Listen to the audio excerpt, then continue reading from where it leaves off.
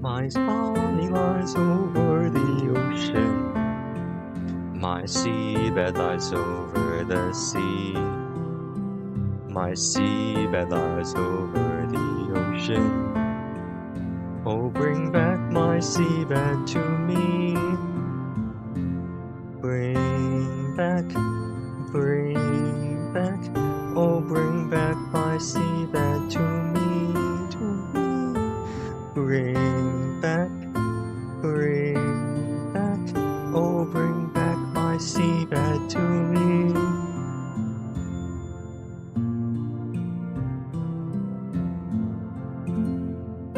As I lay on my seabed, last night as I lay on my bed, last night as I lay on my seabed, I dreamt that my seabed was dead. Bring back, oh, bring back my seabed to me, Bring back, oh, bring back my seabed to me.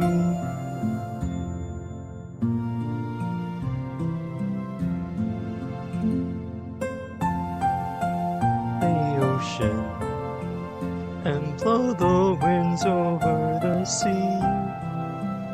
Oh, blow the winds over the ocean, and bring back my seabed to me. Bring back, bring back.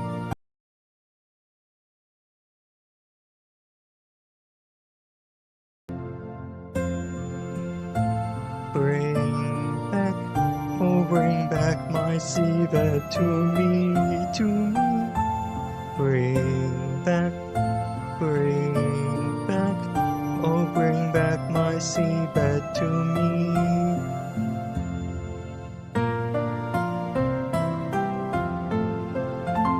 Winds have blown over the ocean. The winds have blown over the sea. The winds have blown over the ocean and brought back my seabed to me. Bring back, oh, bring back my seabed to me, Bring back, oh, bring back my seabed to me. Okay, that's enough of that.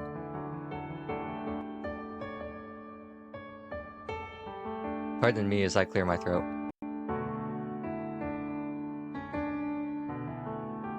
There we go.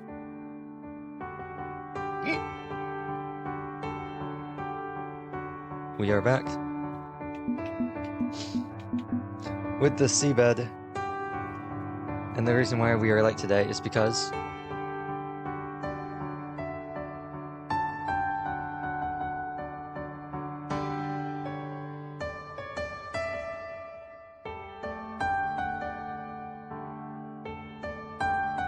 I had lunch late because I was working on cutting down the Somnium VOD. Also, let's get rid of that stream elements. We don't need that anymore. This game, I presume, does not have content that some viewers may find disturbing. I don't think viewer discretion is needed, but you never know. Anyway, last time we were packing, and we learned more about What's-Her-Face and What's-Her-Face, whose names I don't remember. But they started a company together.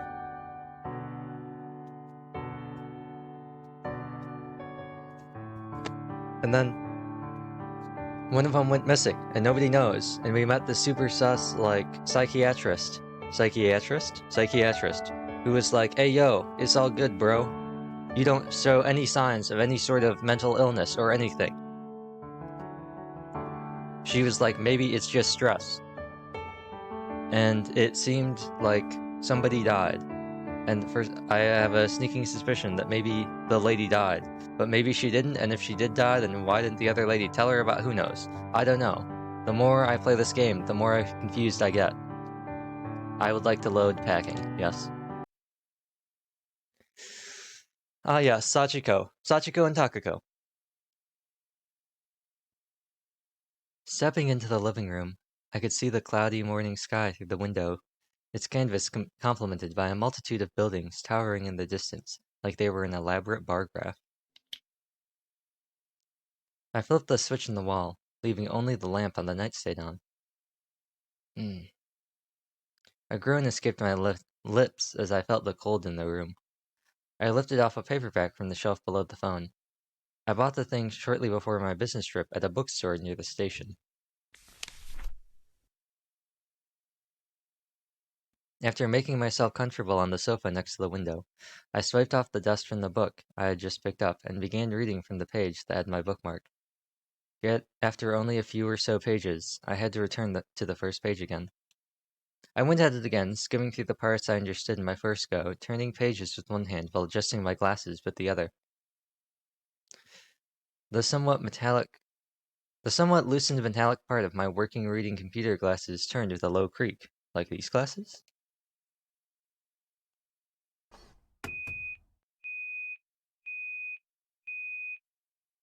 The washing machine I turned on before coming to the room let out a loud beep just as I was about halfway done with the book. I closed the book and went to pick up my laundry.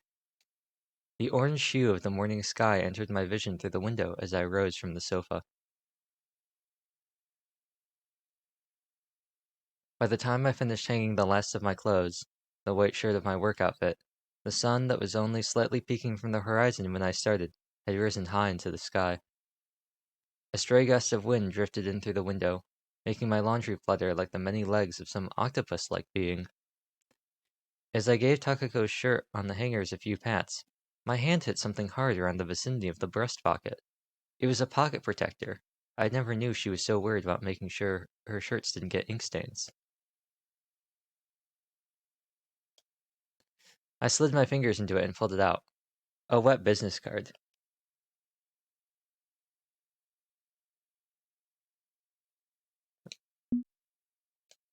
I turned it over, but the name was too washed out to read. In the end, I returned to my room and flipped the thing into the trash can. Inhaling a lungful of air, I glanced at my paperback, still resting on the sofa, and then the fridge. Before my gaze finally settled on the calendar hanging on the wall. An illustration of an autumn landscape decorated its current page, right below the name of the month.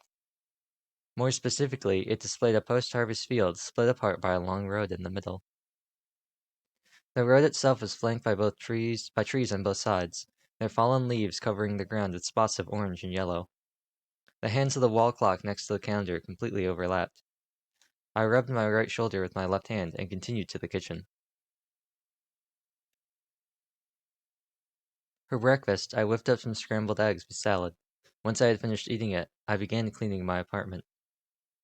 First, I separated the boxes in the corridor into things I should keep, things I should throw away, and things I should send to Takako's family. I brushed the dust off one of the boxes I decided to send.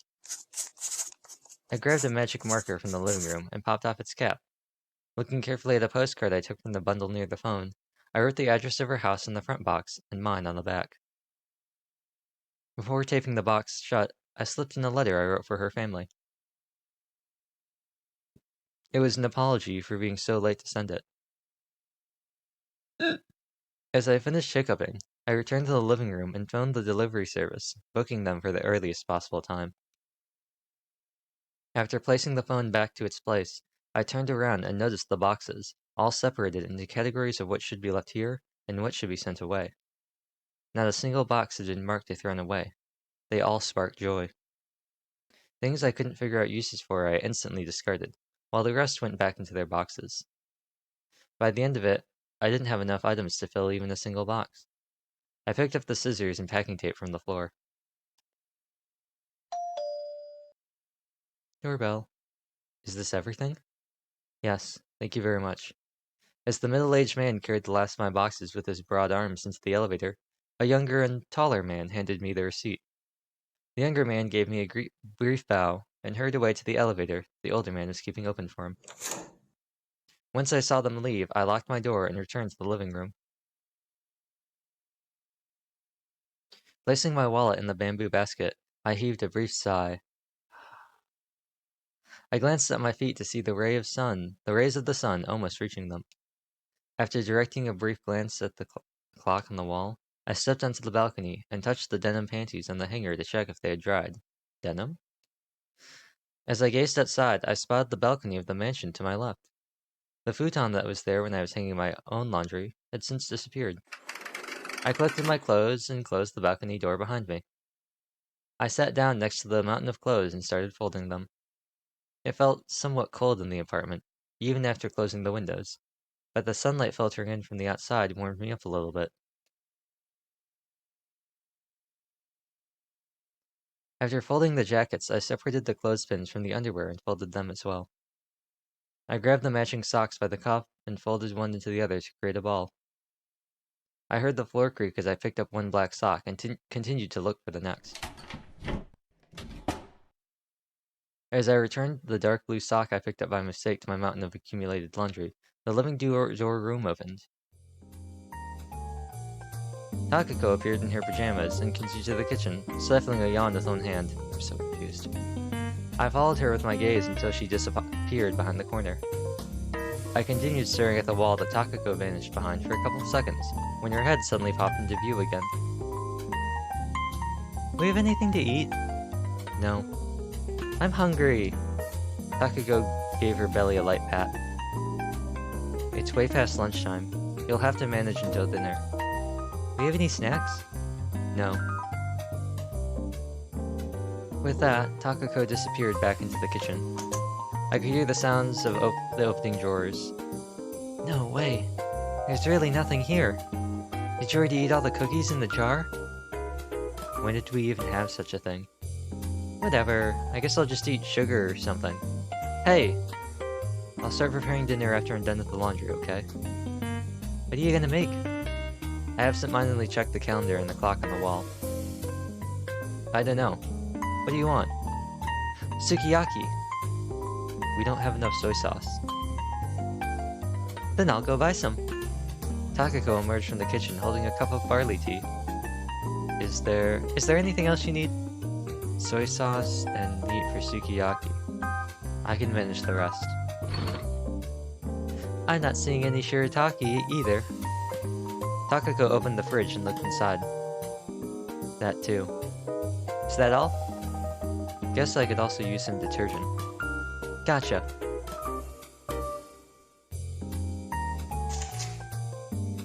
Takako opened the living room door and disappeared beyond it. The door closed behind her with a thud. I could see the orange rays of the evening sun reflected on the polished wood. The room fell completely silent, with only the distant cawing of ravens from the outside reaching my ears. Raven.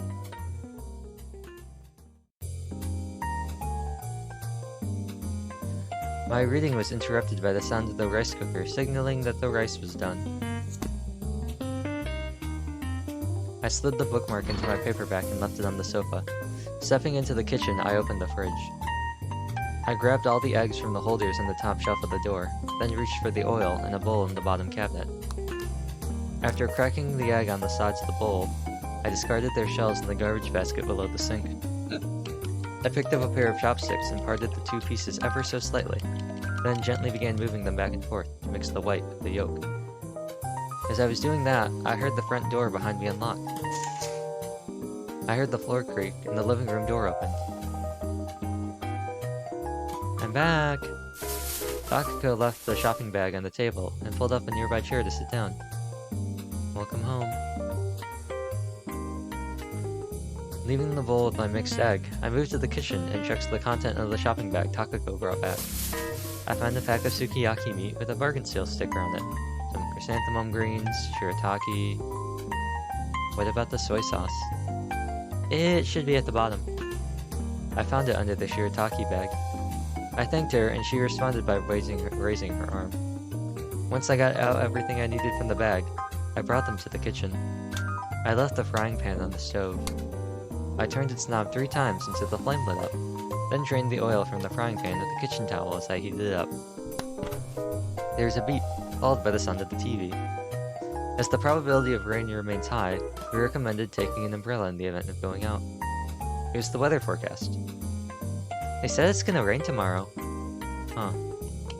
I reached out to the bottle of Mensuyu on the cabinet and dripped a few drops of it onto my egg bowl before stirring the mixture with my chopsticks again.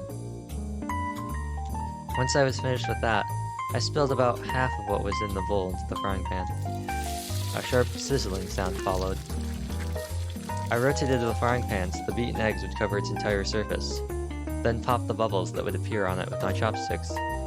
A delicious smell began to fill the entire kitchen. I could hear the sound of changing TV channels from the living room. Are you frying eggs over there? Takako momentarily stopped fiddling with the remote control. Yes. The eggs in the frying pan started to congeal. I folded the whole thing in half with my chopsticks. I drained the oil from the newly opened area with a kitchen towel, and after moving the folded egg to it, drained the other half as well. Finally, I unfolded the egg and spilled the rest of the bowl's contents on it. Smells like we're having a feast tonight. You're about the only one who gets this excited over sukiyaki and a fried egg. I love fried eggs. As the egg began to harden, I folded it again, while also making some minor adjustments to its shape with my spatula. I'm pretty sure this is a dream, though. Oh, yeah? Yes. I see. Well, I don't care as long as I get my food. Interesting. As I sat up from the sofa, I immediately clutched my head in response to a sudden, sharp jolt of pain. I glanced out the window to see the sun already vanishing beyond the horizon, and a few stray stars shining in the night sky. My laundry was all neatly folded next to my feet. There was no pot on the dining table in front of the TV, nor any shopping bag on the other table. I stood up and peeked out the living room door to check the boxes. They were indeed gone. I closed the door again, then turned around and stuffed my dried clothes into their designated drawers before getting ready to make my second dinner tonight. Interesting.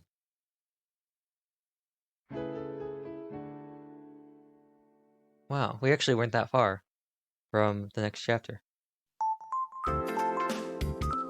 I closed the window behind my desk to keep the autumn cold out. Upon returning to my desk and glancing at all the documents littering it, I tapped the middle finger of my right hand against the desk's surface a number of times.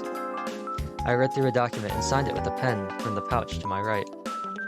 There was a field for the date next to my name. I looked away from the papers to the wall behind the rest of the office desk. Fixed to it were a round clock and a whiteboard listing our schedules. It contained our names, whereabouts, the times we'd be leaving the office, and other information. The names listed included Mizuno Sachiko, Oita Fumi, Inakai Takahiko, and Sawatari Annalise. Above Mizuno Sachiko, there was an empty space with traces of Takako's name on it. Fumi, can I get your review on this? I added the date on the whiteboard to the document. I'm a bit busy right now. Inakai handed a memory stick and a bundle of freshly printed files to Fumi. Fumi took out a color sample from her desk. What is it? The poster for the firework festival. I see. I'll give it a look later, just leave it here. I only made a few minor adjustments, so maybe I can just hand it in like that. Who's talking? Inakai glanced at the paper in his hand. Are you confident it's okay? More or less. Make sure to attach your photo to the thing so everyone knows it's your work and not mine, okay? I have some extra ID pictures. Can I use them? Make it look like those vegetable packs you often see at the Whole Foods market. You know, the ones with pictures depicting the farmer who grew them. Fumi handed Inakai a pen case with drawing instruments. I'm getting worried about this. Fumi, can you look at it for him after all? I'm almost done, so I'll make sure to check it today. I put an end to their game. Inukai gave Fumi's desk, covered with plush toys and textbooks, a quick glance and placed the paper there. Hey, don't put it on top of my plushies! Fumi lifted the paper off the top of a little round sheet, and put it on a plastic case that served as a scaffold for a pile of textbooks on her desk. I could see Takako's barren desk beyond it. There was only an empty glass jar on it, aside from a few papers intended for the new employee taking over her job.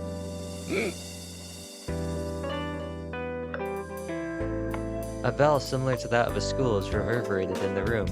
Ding dong ding bong. I'll go outside. Inukai left the office. I opened a file and after picking out a few colored pictures from it, slipped them into a brown envelope alongside the document side sign. Fumi stood up as I was jotting down the zip code, seemingly having finished her job early.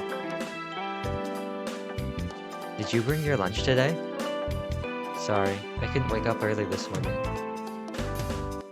I see. I'll drop by a convenience store on my way back. Would you like something? No, I'm good. I see. I opened the bottom drawer, stuffed the envelope inside, then locked it. I pulled out my wallet from my handbag, resting next to the drawer, and stood up. I'll be off then. Later! I addressed Fumi as she was on her way to the kitchen.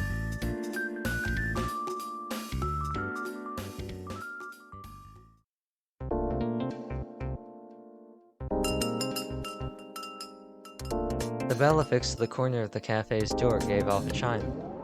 I sat down at the counter and ordered a 1-coin lunch. I absent-mindedly observed the steward in a black and white suit prepare a coffee.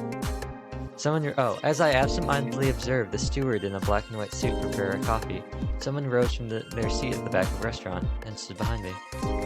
Sashi. What voice did I do for you? I turned around to see Narasaki raising her hand in greeting. You were here? I was waving at you when you came in. I didn't notice at all. So I've seen. I was starting to wonder if this was some elaborate game on your part. I'm not into things like that. Narasaki placed the saucer with her coffee on the counter and sat down next to me. What did you order? Lunch. Did you eat already? I was enjoying a cake. A cheesecake with green tea? Nah, I tried something else today. You come here a lot? Yeah. I told you this place was close to the clinic. Narasaki crossed her legs and beckoned for the steward, ultimately ordering another cup of coffee. You came here before lunchtime? I came about 30 minutes ago. I finished my morning shift early. Well, I guess that's usually how things go anyway. The steward came over and placed 2 cups of coffee on the counter, one for Narasaki and one for me. Thank you. Narasaki passed my cup to me. Before long, I received the salad part of my lunch set as well. Do you know what Furarben is? Furarben? Narasaki addressed me just as I stuck my wooden fork into the salad. What? Furarben. Never heard of it. Yeah, I guess you wouldn't have. What is it? Even I've only heard about it for the first time last week.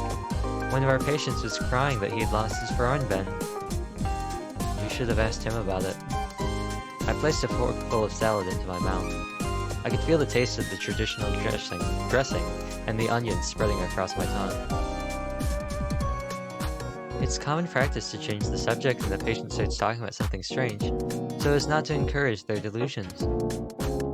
So, it was just something he made up in his mind? Well, the same patient came to the clinic today and was overjoyed about having finally found his Furarben. Curiosity was gnawing away at me, but all I could do was say I was happy for him and end the conversation there. Narasaki took a sip of her still steaming coffee. Furarben? Yep, Furarben. I put a slice of tomato in my mouth. It melted in my mouth with a cool sensation and a hint of sweetness. I'm afraid I have no idea what it could be. But It doesn't sound that weird to say, does it? Like it gives you the feeling that you might have heard the word somewhere. I'd say it's entirely possible if it might have come up in a picture book or something. Narasaki placed a palm on her forehead, making an excited smile. I don't get it. Do you get a lot of these things at work? Absolutely.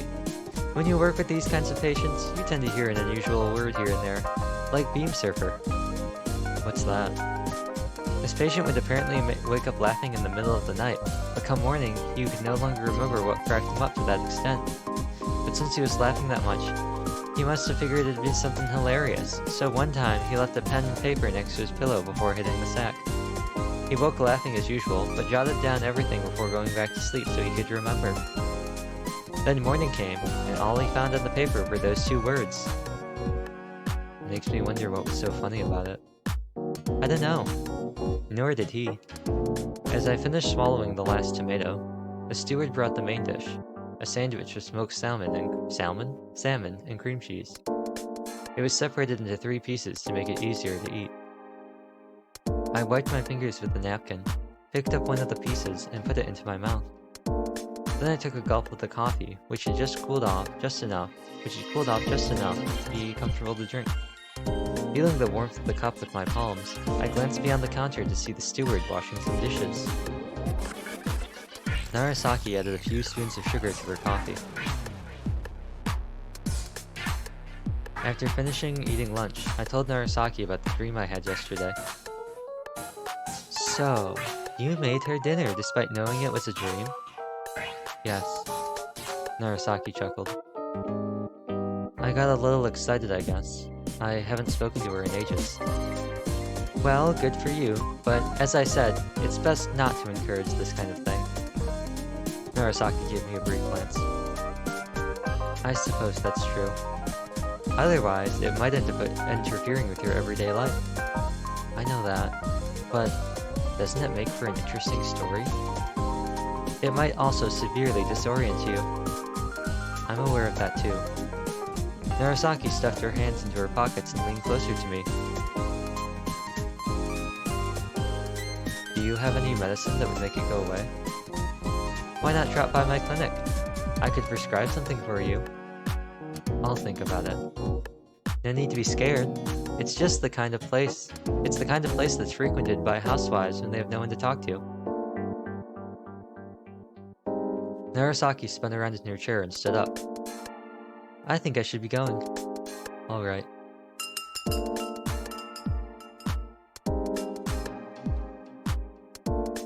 Once Narasaki had left, I finished my coffee, paid for everything, and exited the cafe myself.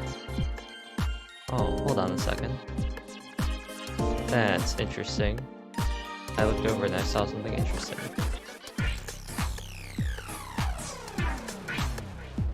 Just in case I forgot. Once Narasaki had left, I finished my coffee, paid for everything, and exited the cafe myself.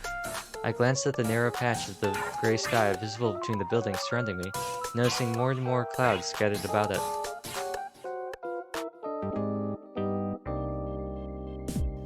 I checked my wristwatch, then crossed the street and entered a convenience store. After I picked up a drink, and some gum to keep me awake, I returned to the office.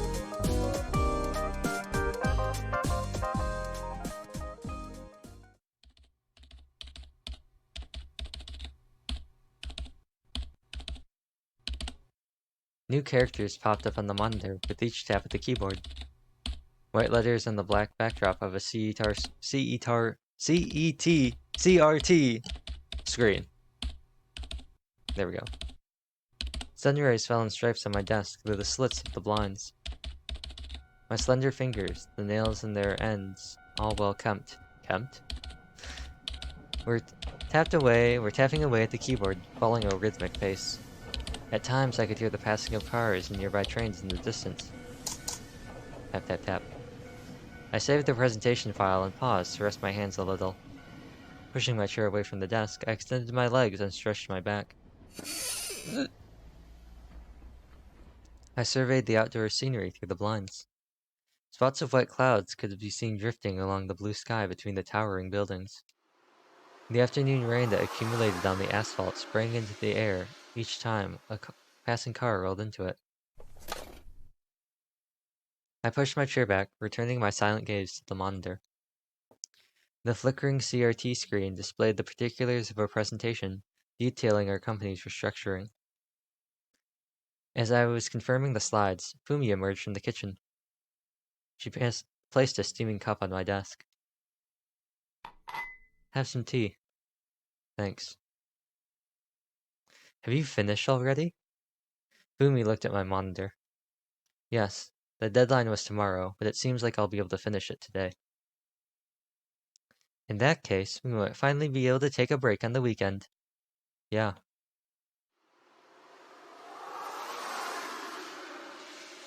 I'd appreciate a little change of pace. I know.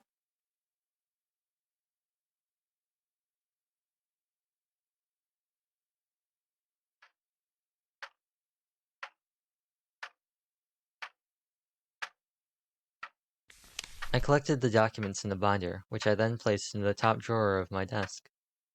I placed all the scattered writing utensils back into the pen holder. The hands of the wall clock indicated that it was a few minutes before midnight. Out of the 4 other office desks, Fumi's was the only one yet to be cleaned up. Inakai went home before we started our late night overtime, while Fumi was currently in the bathroom. It was dark as pitch beyond the windows. My office phone rang, and I promptly picked up the receiver.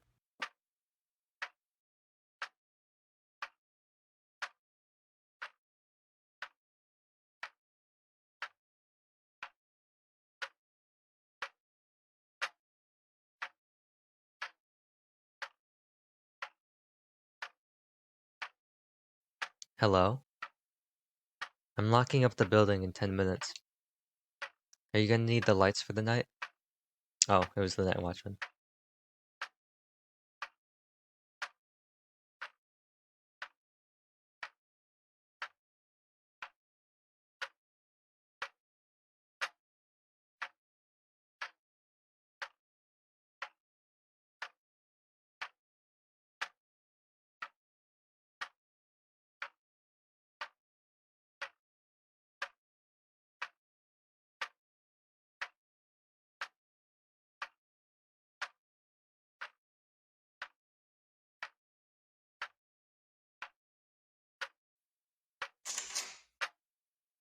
The office door opened, and Fumi came into the room.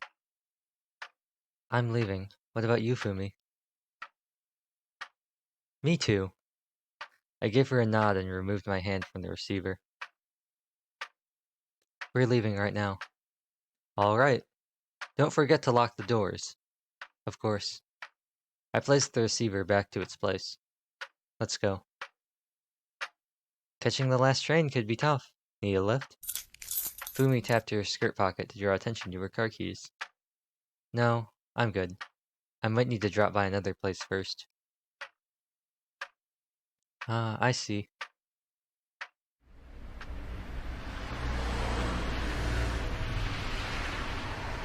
The inside of the taxi lit up as the car in the opposite lane came closer, then fell dark again as soon as it passed us. I could see all sorts of small lights beyond the window.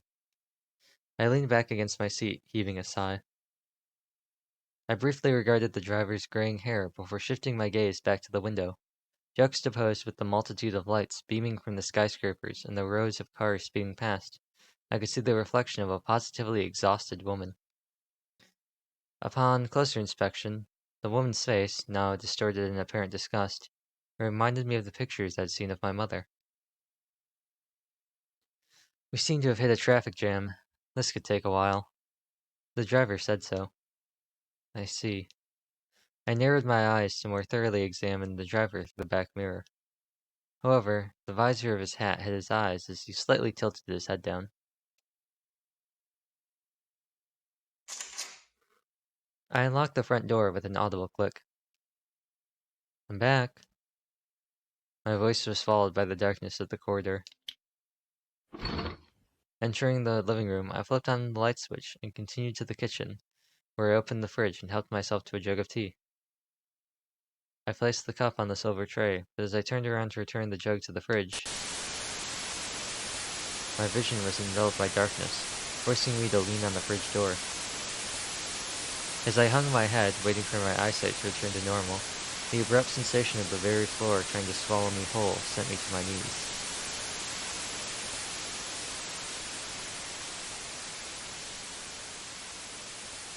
After a while, my vision began to gradually normalize. It had been a while since I got a dizzy spell that bad. I couldn't help but chuckle at it all. With my vision still occasionally blinking out, I felt some of the strength in my legs return.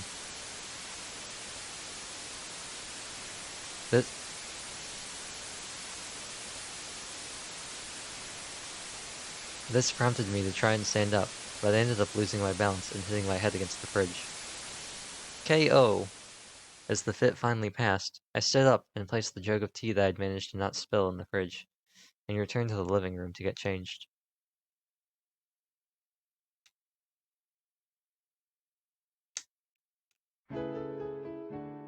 It's so bright.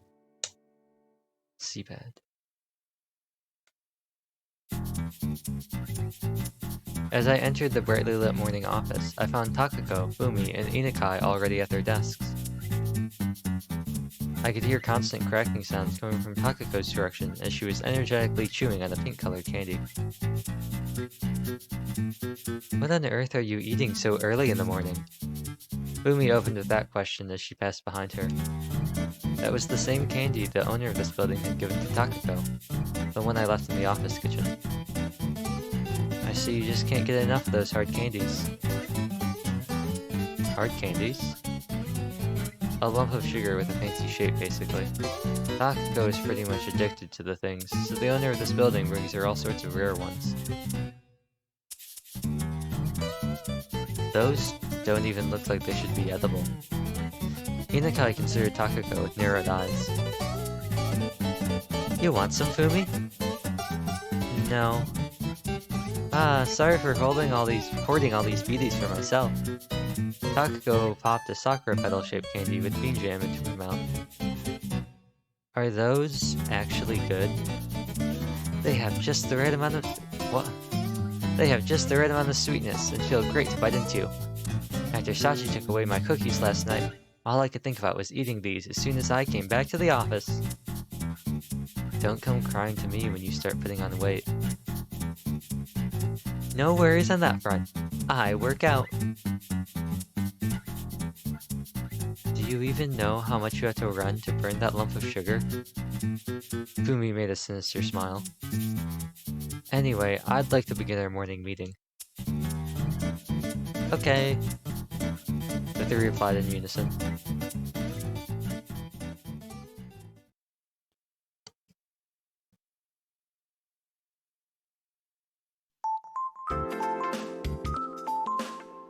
We have more clients than usual this month. As such, I would advise you all to maintain a clean desk so that no documents get mixed up. Alright. Oh. Inakai was the only one who answered me right away. Sachi, do you think my desk is fine? To tell the truth, yours is the one I'm most worried about. Countless sheets of paper cover Takako's desk in complete disarray, alongside a whole assortment of various writing utensils. I need them all, though. How many designs do you want to draw at the same time? Keep the papers you're not using in the folder. But that's a pain. Think about it this way. If you keep your desk clean, maybe that pesky little fairy will stop stealing your receipts. Oh, that was Inakai again. Inakai addressed Takako from beyond his perfectly clean and well-maintained workspace as the latter began reluctantly organizing the papers littering her own. Takako gave him a resentful glare, but that only served to make her accidentally drop all the papers she was holding.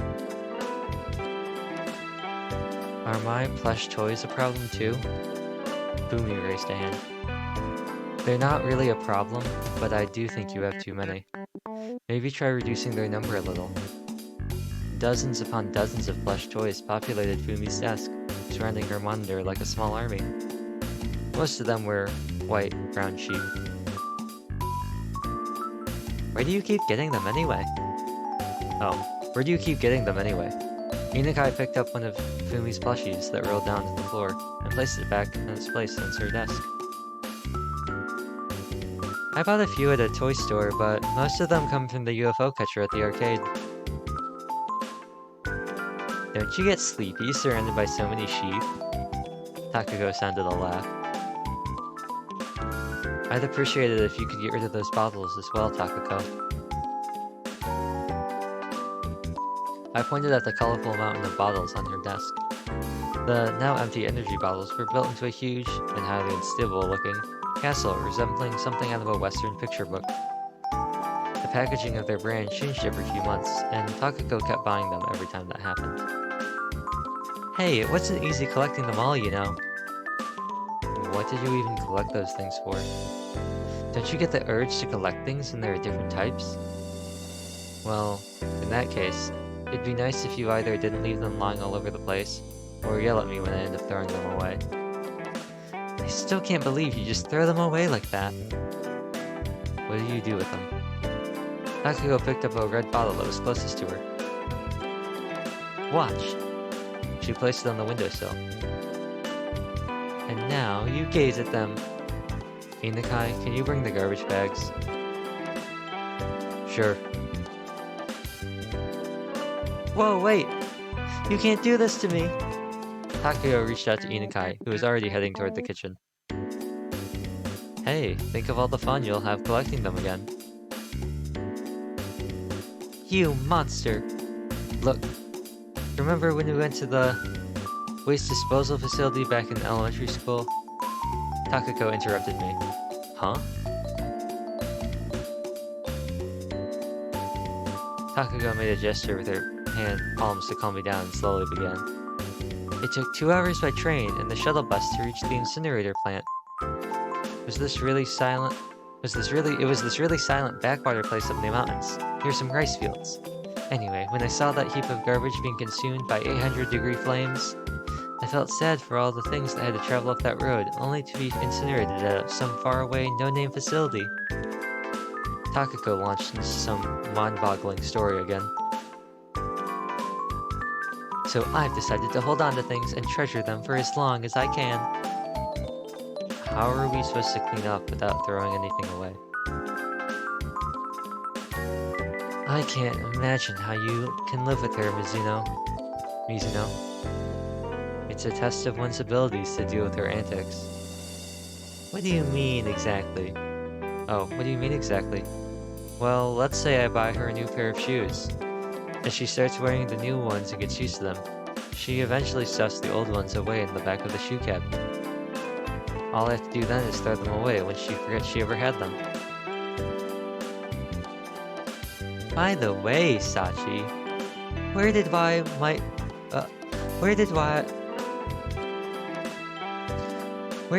white mules go? You never had any to begin with. The sudden ringing of the phone interrupted our conversation. I returned to the desk and picked it up. Hello, this is Clover Design. After placing the receiver between my left ear and shoulder, I began looking for a pen and paper, with my now free hands. Give it back! Takako snatched one of her glass bottles from Inakai's hands, but then he just picked another one. Hey! I tapped my desk a few times. The office fell silent as the two looked at me. Mr. Sasaki, thank you for calling. Takako began filling her desk drawers with the bottles. I understand. Takako, Mr. Sasaki wants to speak to you on the line here, on line 3. Okay. Hello, it's me. I pushed the hold button and put my receiver down, while Takako pushed the same button on her desk phone as it began blinking. Alright. Now's our chance to clean up this mess. Hey, wait a sec!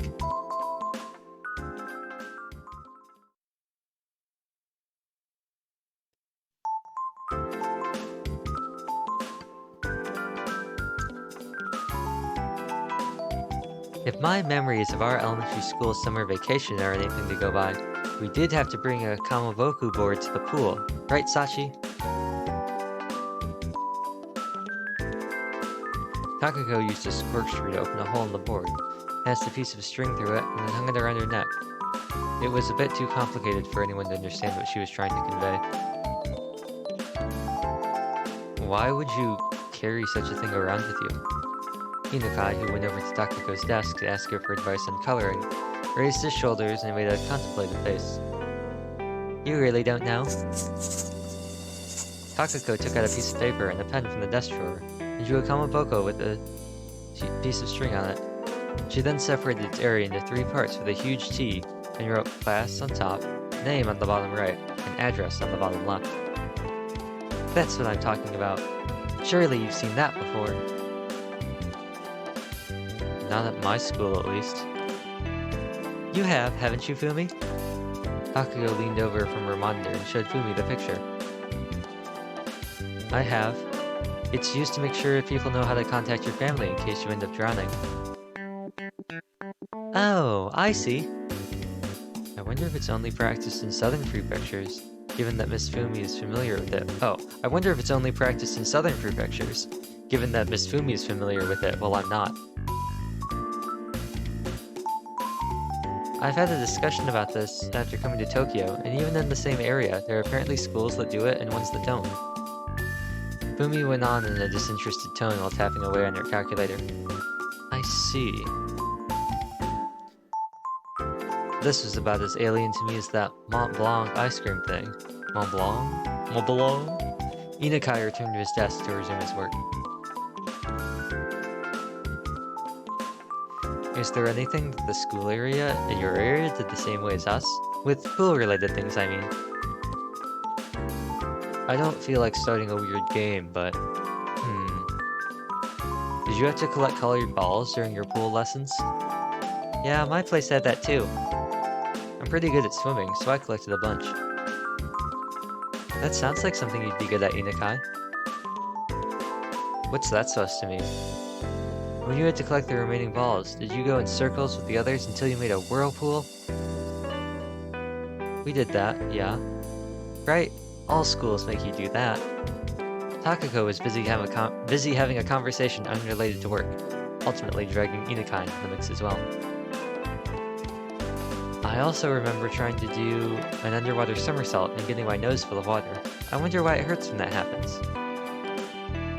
You're the only one dumb enough to pull a stunt like that. I decided to interrupt their never-ending conversation. Yeah, can't say that happened to me either. Noticing the look of reproach on my face, Inukai returned to his desk and resumed work. Really?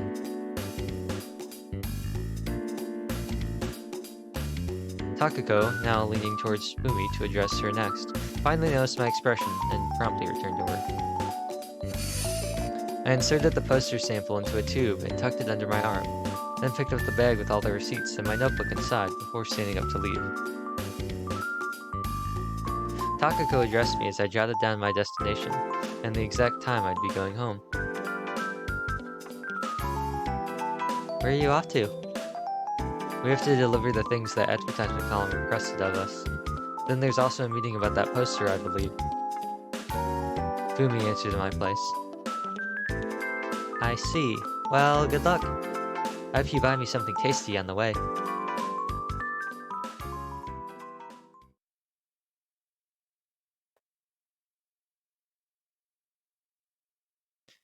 After finishing my errand, I called a taxi to make it back to the office. The sun reflecting in the glass made double doors leading inside. From the glass made double doors leading me inside forced me to narrow my eyes. You had to pass through 2 sets of doors to get inside the building. After the first set, there were stairs leading underground to the right, and a stretch of mailboxes with a guard room to the left. The gray-haired man behind the guard room's window gave me a small bow, a gesture I returned. I climbed to the stairs beyond the second set of doors, reaching the upper floor. All the rooms in this L-shaped corridor had nameplates, reminding me of classrooms in a school. The nameplate of the nearest room said Clover. I saw an old signboard in front of the door with the text, Clover Design Office, printed on it. Honestly, it looked like something you'd find in front of a martial arts dojo or something. Yeah! I hear a scream from the inside. I took a step towards the door, ready to fling it open. when it opened by itself. Welcome back, Sashi! What is going on here? Look! Takako opened her hands to reveal a tiny ladybug crawling along her palms. It had a red back with several white spots on it. It was on Fumi's shoulder. Must have landed on her when she was outside. I'm not good with bugs. The one responsible for the scream joined the conversation. Huh? But Fumi, didn't you draw ladybugs in the lunchbox wrapping paper design? I'm okay if they're just for I'm okay with them if they're just drawings. But ladybugs are cute. No way. I can't look at those wriggling legs. You don't need to go out of your way and hate all bugs just for the cutesy appeal. It's not a cockroach or anything. Takako let a self-satisfied laugh. As for Fumi, she glared at Takako with condensed ire. I can imagine you being okay with cockroaches too, Miss Takako. I guess so. I just don't like how they're usually dirty and crawl real fast. You helped that cockroach we found in the kitchen escape. Inukai raised his face, continuing the conversation. I don't enjoy senseless killing. Takako puffed out her chest as Fumi went all pale. In the kitchen? You're kidding, right? It was 2 days ago. You're exaggerating, Fumi. If you're that scared of bugs, then maybe we should start keeping a lizard in the kitchen. Yeah, and I'd end up unable to use the kitchen ever again. But lizards are cute. I mean, they're usually only this big. I bet all boys like them. Isn't that right, Inukai? Takako was showing the size between her thumb and index finger. Well, I don't hate them at least. But there are plenty of big lizards too. Ah, that's right. Back home I saw one that was over 20 centimeters long. Passing by Takako, I placed the bags I'd been carrying on my desk. Don't even think about bringing any in here. I've never heard of an office that kept lizards before. It could be our mascot. Takako inserted the ceiling with a display of contemplation. Want to change our logo to a lizard? No, there's a meaning to our clover design. Takako pointed at Inukai. No one cares, so can you let that ladybug outside already? Hey! Takako exited through the door and stepped out to the corridor I just came from earlier. Tacti! Thank you for the raid. The real question though. Okay, the alert did work. It's so small though. Why is the text so small? So small. Please help me, Stream Elements. Please work.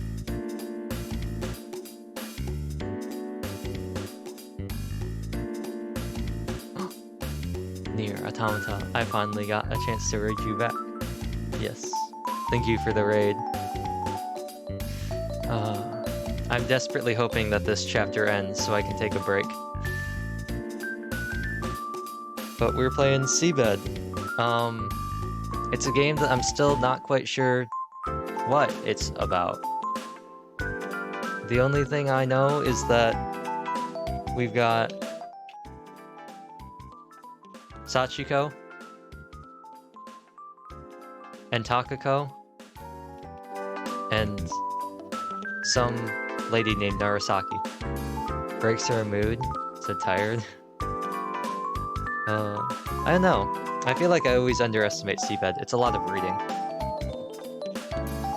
But we've doing this weird thing where we're like going back between the past and the future, and I guess the main character is Sachiko, but sometimes we were playing as Takako, and then something happened and now Takako's disappear. I don't know, and like Sachiko's having hallucinations. I have no idea what's happening. But right now we're in the past at our office job. How'd it go with the client? And the game loves to make it unclear who's talking, so I love that as well. Fumi, calming down with Takako's departure, turned to me. I think it's going steady enough. So all-out confusion then? Pretty much. They didn't ask to change anything at least. I see. I picked up the paper bag that I'd left on my desk. Yes, I brought presents. I pulled out 2 boxes, one small, one big, and handed them to Fumi. Sorry, I was in a hurry, so I didn't have much time to choose. Oh, thank you. Give the small one to Inukai and share the big one with Takako. Fumi handed the smaller box to Inukai. Thank you very much. Inukai fixed the position of his glasses and considered the box. Fumi left the big box on her desk. Anything happened while I was away? Not really. Well, Takako was goofing off instead of working, so there's that. Are you guys talking about me? Fumi made sure that Takako, who we had just heard coming through the corridor, could hear her. Ah, Sachi! Where are my presents? Fumi has them. Share them with her. Konpeito? Takako looked at the box on Fumi's desk. She then returned to her own desk and glanced at the clock. Wow, you were quick. I accidentally boarded the express train. Huh, that's kinda unlike you. Takako chuckled as I made an indignant face. I was in a hurry when changing trains and ended up boarding a behind-schedule express at the place where my train was supposed to be. Did the conductor find you? Yes, I had to pay for a new ticket. Everyone misses or mistakes their train once in a while. Right, Inukai? Fumi considered the joyous Takako and my indignant face for a while, before finally turning to Inukai. Ah, that's right. Last year, when I was going to see my parents, I realized I couldn't find my ticket after I left my bullet train. How'd you get out of the station? I explained what happened to the station worker, and they let me out.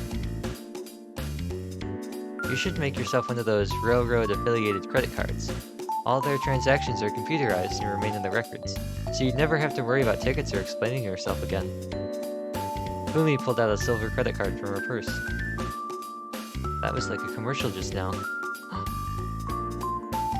Golet? Level 3? Hydrate? Oh no, posture check? Wait. Streamelons, why do you do this to me?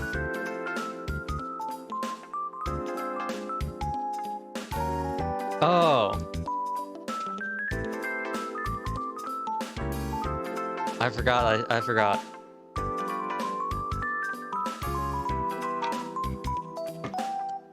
I forgot that I made the lurk command a Pokemon joke. Streamelons wants the day off. I forgot that I made it a Pokemon joke. Yeah. Because if you lurk, when Golet reaches level 43, it evolves from Golett into Golurk. Haha. Posture check. Posture check. Help me, chair.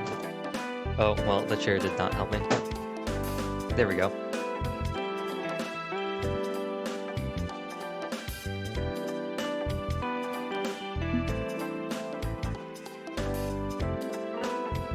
Not gonna lie, that's a premium joke. I thought long and hard about that one. I went so far as to look up what the actual Pokemon games say when something evolves, just to make sure I got it right. Hey, I want to do it too. Give me that card for a sec. Takako leaned over the desk and reached out towards Fumi's purse. Should we expect a 30-second version from you? Enough. Commercials are not part of our commission, so I would appreciate it if you'd all return to your seats already. Alright. I struck my desk with the binder I had in my hand, putting an end to their frolicking. No frolicking here. The Konpeito box was left at the area connecting Fumi and Takako's desk. It contained a piece of paper with a faint flower design and lots of colorful candies, but no ladybugs. Takako picked up a blue star and put it in her mouth. Sweets go well with tea. Fumi held her personal teacup in her hand. I guess that was Fumi. Do you know any famous Indian black teas? mean like Darjeeling or Assam? Deerling, the Pokemon? You got it. I'll give you this Competo as a reward. That entire box belongs to us both, though. Takako began chewing on the candies, filling their rooms with crackling sounds. I'm not going to chew into the mic. As she was taking her next Competo, her finger struck the bottom of the box. Huh? With fewer candies in the box, the cherry blossom design at the bottom became partially visible. How can you eat this fast? Jeez, I've only had time to eat a few. Oh, damn. Hey, let's slow down a bit so it lasts until the end of our shift. How old are you? Sachi went out of her way to get us this present. We shouldn't wolf it down all at once. In that case... I need to go check on something. Okay. Oh, I need to go check on something. Okay. Takako stood up while Fumi was still gazing at the box.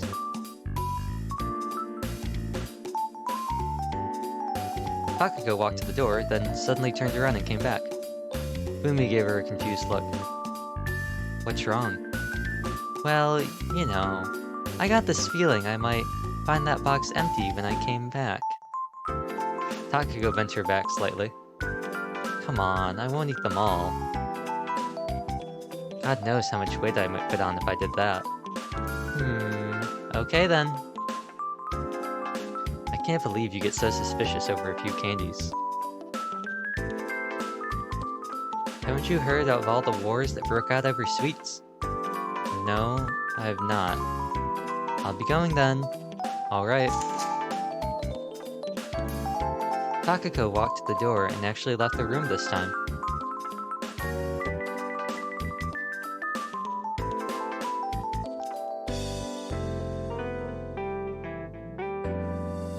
Fumi, after making sure that Takako was really gone, took out a white piece of paper from her desk and placed all the Competo from the box on it. She then carefully folded up the paper and hid it inside her drawer. Bruh. Before long, the door opened again, revealing Takako. She glanced at the empty box, then at Fumi, then back at the empty box. How could you? Those are mine! Just messing with you. Fumi produced the paper from her drawer. Also, those are for us both.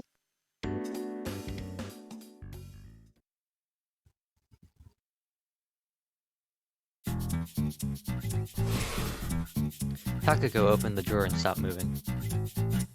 What are you doing? I felt nostalgic over there for a moment. Do you even know what that word means? There were some leftovers from the presents I received over the holidays. You still haven't eaten them all? Or rather, have you actually not had enough yet? Takako took out a few little bags from the drawers, then lined them up on the desk. Steamed buns from Sachi, rice crackers from Fumi, and some fried snacks from Minakai. You kept them? Yeah. I couldn't decide if I should eat them to keep myself awake during the morning, have them for dessert after lunch, or use them to get a quick energy boost in the evening. I also wasn't sure if I should use them to bolster my spirits on Monday. Endure until Wednesday, or make them the grand prize for surviving until Friday. You see, some of those are salty, while some are sweet, so I was thinking I should use some of the salty ones to boost my motivation when I'm already feeling good, while I could use the sweet ones when I was more tired. Thing is, sweet things don't go well with certain drinks, so I had to take that into consideration as well. Well, I bet everyone's glad you gave their presents so much thought. Yeah, but then as I kept on thinking and reconsidering, I eventually forgot I had them until opening this drawer right now. Takako placed her jaw on the desk, wistfully gazing at her treasures. We still have some Competo yet left. There were still a few sugary candies lying in the box. We're keeping them until after work. Whatever you say. If Eventually, Takako chose the steamed bun to her right. She popped it into her mouth, her face remaining completely emotionless as she chewed. Yeah, I guess I shouldn't have wasted that much time. I think it might have expired. Takako picked up her teacup and took a big gulp.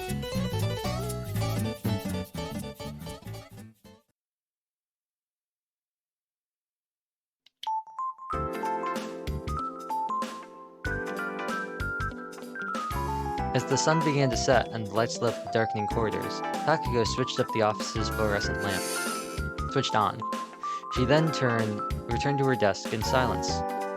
Takako, Fumi, and Inukai continued their work under the illumination of the white light, almost like it was still in the middle of the day. The Completo box lay empty on the table. Alrighty. Takako crossed her fingers and stretched her back. You got a day off tomorrow as well, right? Wanna go see a movie?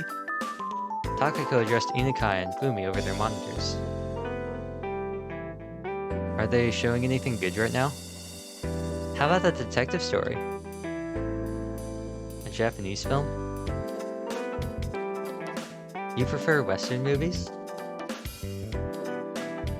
I can't take most Japanese films seriously. Most of their lines sound fake. But that's what's good about them. Even the actors seem more interested in showing themselves off rather than playing their characters properly. That's because you're not interested in them. Some people watch movies just because of the actors they like. Inukai's hand stopped as he got distracted by Takako's conversation again. I have some plans for tomorrow, so I can't go. Fumi made a quick response while arranging the hiccups on her desk. Didn't you say you were free on the weekend? I did not. My friend from high school is getting married tomorrow. Come on, it's kind of rare for us all to get a day off at the same time. Can't you skip it? Takako placed her elbows on the desk and leaned closer to Fumi over the monitors. They asked me to sing. I can't just ruin their plans like that. Fumi leaned away from Takako. You can sing? Miss Fumi used to be in a band, from what I've heard. Inukai joined the conversation. That's awesome! Were you actually producing original songs and stuff? I still have one of the CDs you released. Well, not like I'd ever bring it in here. What? That sounds like so much fun. Go make one yourself. It's not that hard. I can't think of any lyrics. You can just write down whatever. We'll take care of the music. Hey, I've never even kept a diary. Song lyrics might be a bit too much. Most people's creative writing experience begins and ends with emails, I suppose. Thank you very much. I am Takako. Does this sound good enough? Sure, why not? You could try and go for this ultra-polite band. Alright, let's make the name of our album Deathmatch, and title the first song Deviation. Does that sound good to you? All I have is a bad feeling about it. The grandfather clock in the corridor signaled the beginning of a new hour. Sorry, but I have to leave early. Fumi placed the belt of her handbag on her shoulder and stood up. Thanks for all the work today. See you next week. Inukai and myself said our farewells to Fumi as she headed toward the kitchen. You're going already? I'm visiting my parents tomorrow. Have to start preparing for that. Fumi told Takako the exact same information that was already written on the whiteboard behind her.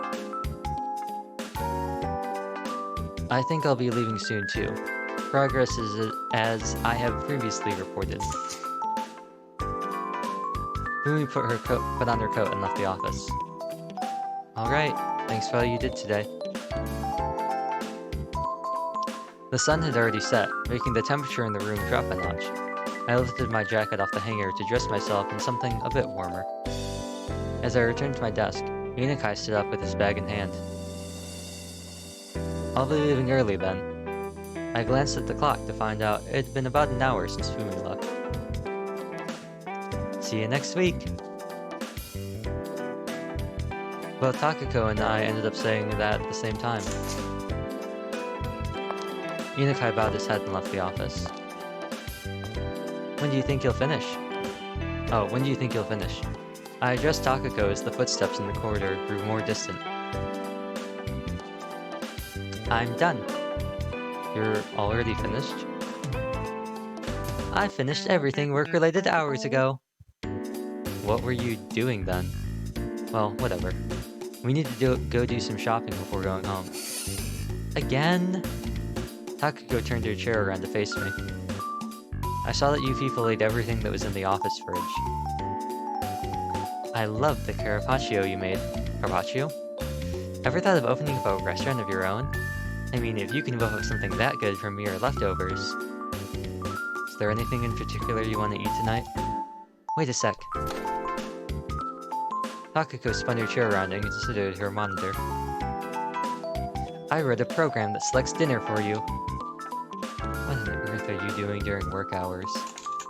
First, you have to enter your mood today, then your blood type, and finally, your birthday. Wouldn't my birthday alone be enough? Takako tapped the keyboard a few times and pushed the enter key. Her computer gave off a goofy sound effect and... Croquette, huh? So, you want croquettes for dinner? I think I want something lighter. I'm not in the mood for meat and potatoes either. Well, I guess we could go for curry, but we ate a lot of that last week, so I'd rather try something new. I kept listening to that goofy sound effect repeating over and over again. I see it only has things you like. I'd want a beef udon, but it's not coming out for some reason. Anyway, we're leaving. Get your things. Sure thing. Takako turned off her computer. I'll go turn off the lights outside. Oh, I'll go turn off the lights outside. And with that, she left the office to take care of the lights out in the corridor.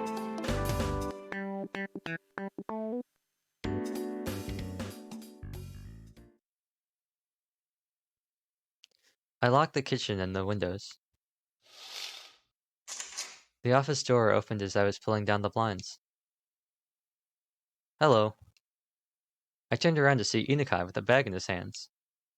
What happened? I forgot my keys.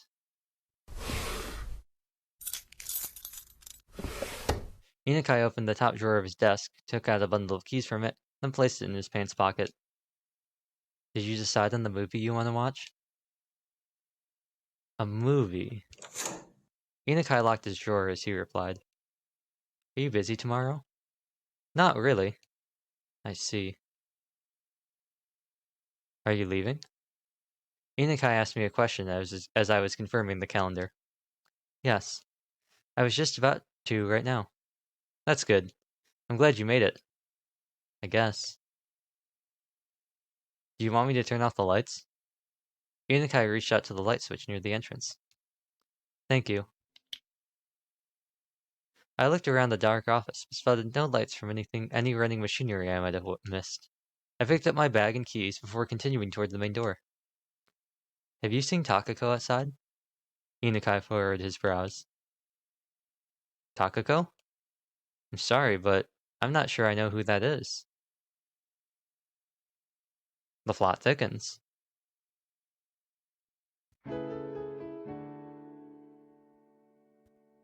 And we've hit a chapter break. Please, game. Please, game. Please, please, game. Game, please. No, game.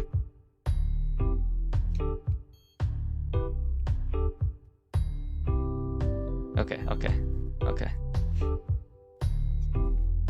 I'm gonna take a short moment to rest my voice. Been a lot of talking.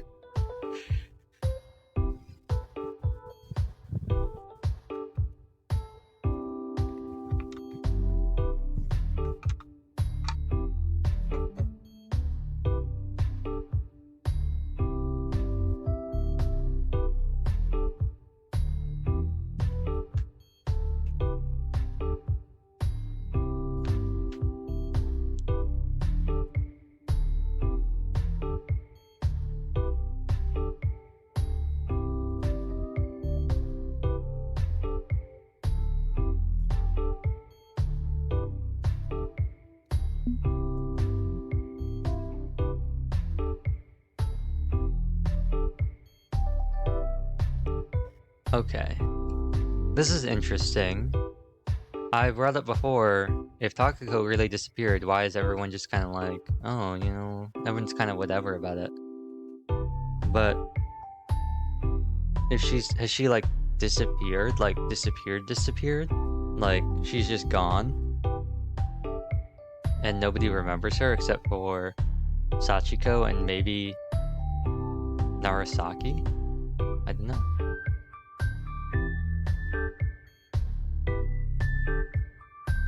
I took a different route home this time, deciding to enter a small and rather lonely-looking bar.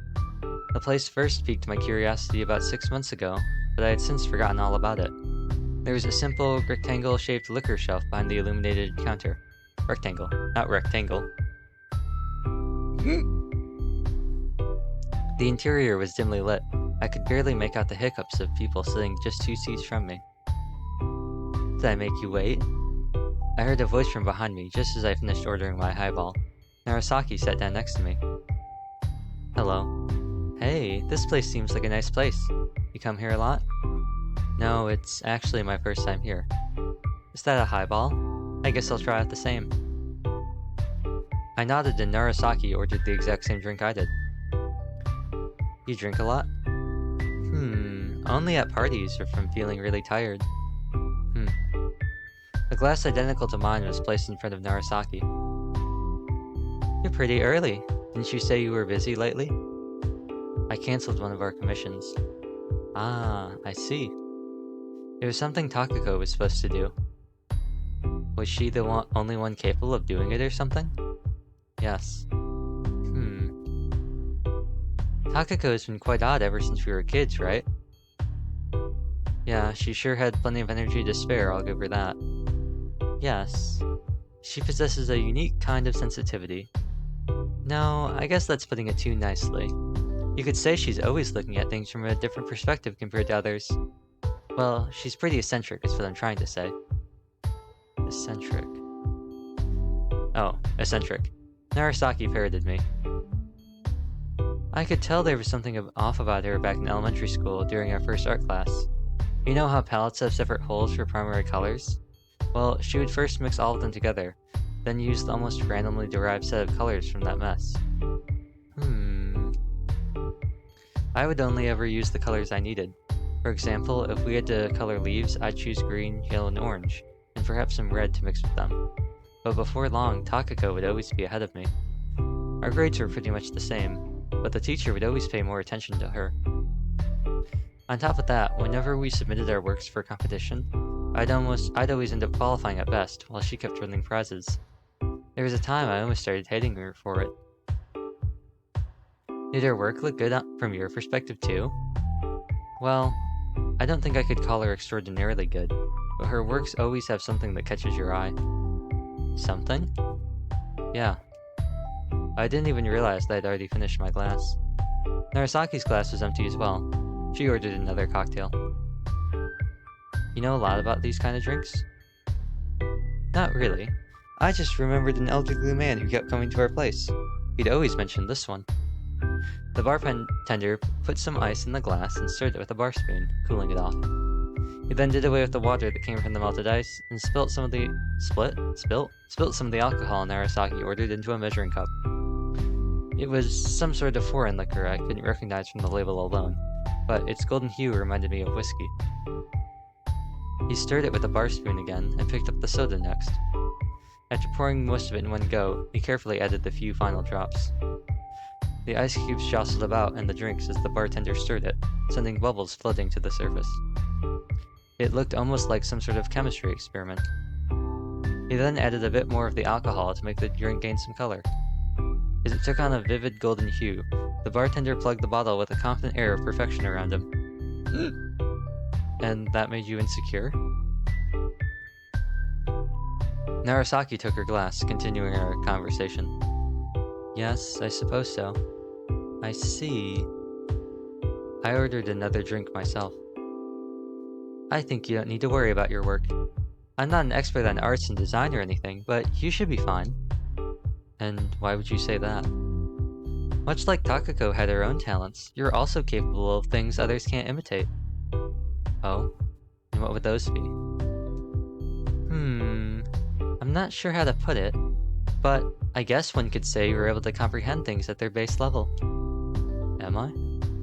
Even supposing you're right, what would use would a skill like that be? With enough effort, you could accomplish the same things as Takako. You think? After all, you're one tough gal. Few things in this world could faze you. With that, I can agree. I see. Narasaki chuckled.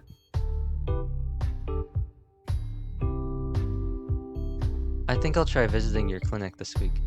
What day would be okay? Do you have any preferences? I ordered my third drink. I've got no appointments on Wednesday so far. Then I'll drop by sometime before lunch. Alright. After that, we discussed our past for a while. About the time we spent together at the kindergarten and what we'd both done since we parted ways. Narasaki kept jotting some of the things I said. When I asked her about it, she said it contained hints from my diagnosis. Fascinating.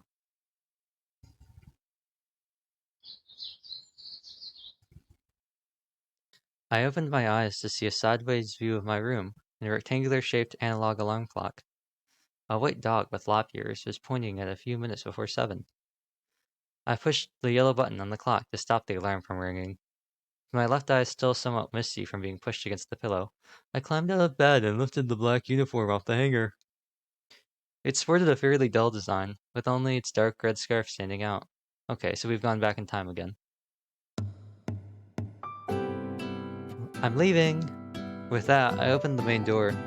As I stepped outside, I spotted Takako waving at me near the gate, still wearing her summer uniform. Morning! Morning. I walked down the stone steps to the gate. As I looked closer, I realized that the knot of Takako's scarf was slightly crooked to the right, and her bag, which should have contained the same books as mine, looked oddly thick and heavy. You're quite early today. The weather was so nice, it would have been a waste to sleep in. I see. Takako lined up next to me as I exited the gate and continued down the road. Well, they say that rising early benefits you 3 mon. How much yen is a mon? Takako looked at me. I don't know. I wonder how much it is. I've read in a book that 4,000 mon is 1 ryo. If you rise early 1,334 times, it'll amount to 1 ryo. 1 ryo? That sounds rich. It does. As we passed the Ryokuchi Park and reached the main road while chatting about the late-night music programs on TV and the movies we'd seen recently, we could see the old school building just beyond the railroad crossing. We have a class representative meeting today, so you can't leave without me. I passed the tracks while telling that to Takako. Got it. Takako gave a curt answer.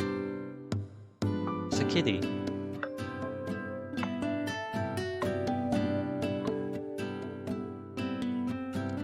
A few minutes after the bell signaled the end of the school day, countless students filled the previously empty corridors. You have a class representative meeting after this, right? Yes. In that case, we'll be going home ahead of you. See you tomorrow. My classmates left the classroom. What are you doing? What are you doing? I addressed Takako as she was taking her sweet time to clear her desk, awkwardly lagging behind, even after everyone else had left. Got some time today, Sachi? Didn't I tell you about the class representative meeting? Oh, okay. With that, Takako picked up her bag and staggered out of the classroom. After giving the clock above the blackboard a quick glance, I pulled out my English textbook and some notes from my bag.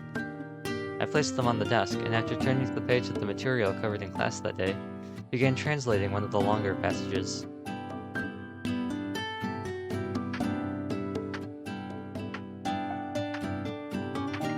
The clock above the blackboard kept ticking away. As I finished my review and turned the page to start preparing for tomorrow's class, the classroom's door opened. Our homeroom teacher, wearing a blue suit and sporting a short haircut, looked in my direction. You're the last one, right, Mizuno? Don't forget to lock the windows when you leave. Okay. Our homeroom teacher closed the door and continued down the corridor, his low heels clicking against the hard surface of the floor. Once he had descended the stairs and could no longer be heard, I began hearing the ticking of the clock again. I closed the windows and locked them. As I picked up my bag and was about to leave, I noticed a blue bucket filled with water in the corner of the classroom. I turned to the small blackboard that was normally used for communication and saw the cleaning duty list written on it. Takako's name was next to today's date. Not again.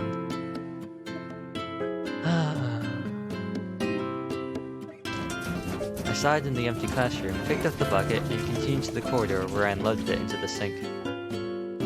I picked up the desk cloth that was hung on the bucket and drenched it in tap water. After rubbing its dirty sides against each other, I squeezed the water out of it. Seeing how, as it was winter, the water itself felt cold as fresh snow, making me wince. I'll have to talk to her about this. I remember how Takako awkwardly staggered out of the classroom.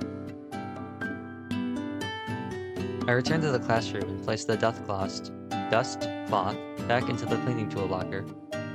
I glanced at the classroom clock again, and after hurriedly stuffing my writing utensils into my bag, continued to School Building 4, where the third-year classrooms were.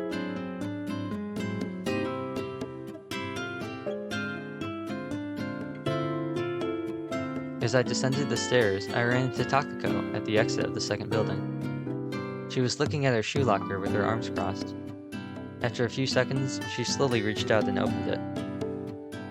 The next moment, her shoulders slumped. If utter disappointment had its own sound effect, I would have heard it just now. Luckily for Sachiko, utter disappointment does have a sound effect.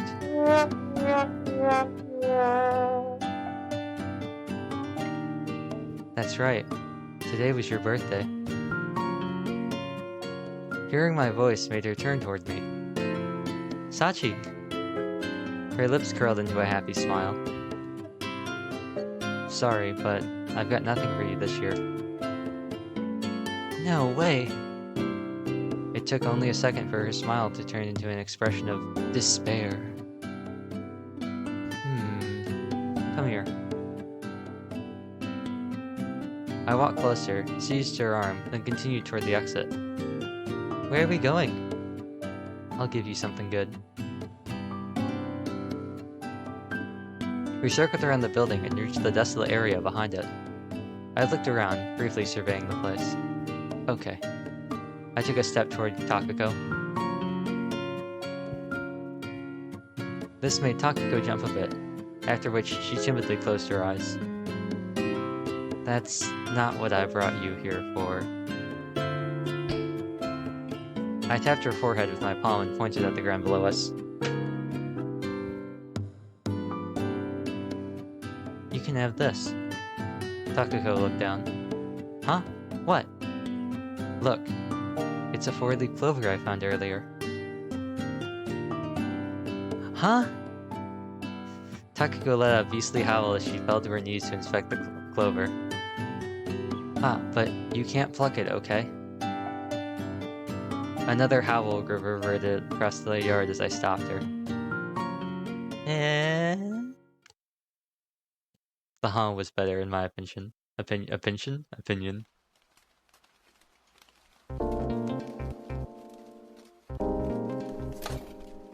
Huh.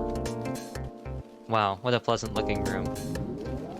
Is that where the name of your office comes from? It sounds pretty trite, doesn't it? I like it. It rolls off the tongue pretty well too. Narasaki, sitting on her chair in the clinic, kept taking notes as I talked. I absent-mindedly regarded her with her right hand as she kept scribbling something on the paper, even after I'd finished my story.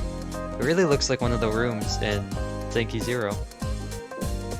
Her speed was pretty incredible, yet her handwriting was meticulously clean and followed perfectly straight lines. On top of that, she glanced at the business card she held in her left hand. Her right, meanwhile, kept on going at an unchanged pace. There was a period during middle school where we temporarily drifted apart, but soon enough we started talking on a daily basis again. I think that memory turned into something special for Takako. I see, said Narasaki as she flipped my business card around to have a look at its other side. Why did you want it anyway? I just wanted to see it. That's some pretty high quality paper you're using there. The drawing of the clover looks really cute too. Our job is designing things like this. It would affect our business if our cards had ugly drawings on them. I see. I guess it's like the sign of a sign maker shop. Mostly pretty old ones, though. Narasaki left my business card on the empty space between the scattered paper and medical records before fixing its position with her index and middle fingers. She then placed her index finger on the card. I could hear the faint sound of rain from the little window behind her. As I entered Narasaki's office, I saw a desk for medical examinations, 2 chairs, a hospital bed, and a medicine cabinet. There were many medical books and all sorts of bottles on her relatively small shelf, seemingly in complete disarray. Yet, oddly enough, they didn't give off a sense of untidiness at all. Perhaps there was a secret order to them all. Can you remember exactly when all of this happened? During my first year in high school, I think. Narasaki wrote down Takako's birthday and placed the pen on her desk. She then turned around and let me know that it was time to start the actual examination.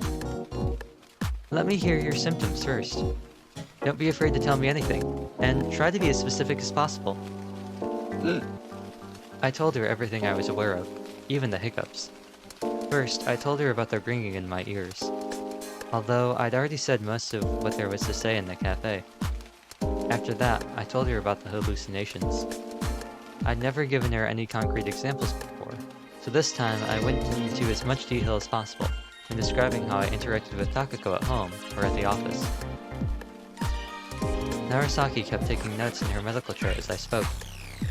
As I kept recalling things on the fly, I occasionally had to stop and think about whether a given event took place before or after Takako had disappeared from the real world. Did that really happen after Takako disappeared? Narasaki seemed to have noticed as well, and made sure to question me about it. I answered honestly, saying I wasn't quite certain, but then told her about how I found out that Inukai had never actually met Takako. Narasaki nodded, and after a short pause, gave me a serious look. So you're saying that this junior employee, Inukai, told you he's never met her? Yes, but I can remember seeing them working together. In other words, one of you is wrong. Narasaki cocked her head to the side while crossing her arms and legs. She almost looked like the statue of the thinker. He didn't look like he was lying to me. When did he join your company exactly? I got curious about that too and looked it up. I pulled out a copy of his resume from the bag I left in the basket and handed it to Narasaki. It says almost 2 years ago. The date on his resume was the start of the previous year, so it made sense to assume he'd started coming to the office within the following year. I waited for her next words. According to your memories, Takako disappeared last year, right? Yes. In any case, I asked our other employee about it, and she remembered Takako. Fumi had been working with us since we established the place. I see. And it's been 4 years since then, right? Which makes it... Narasaki moved the books from the table and pulled out a brown printer paper from the drawer and drew an axis of time on it.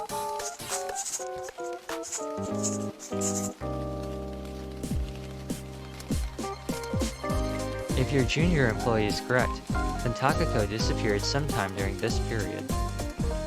Narasaki pointed at the line marking 4 to 2 years ago. If you are correct, then she disappeared sometime during this period. Next, she pointed at the period of time from 2 years ago all the way to the present day.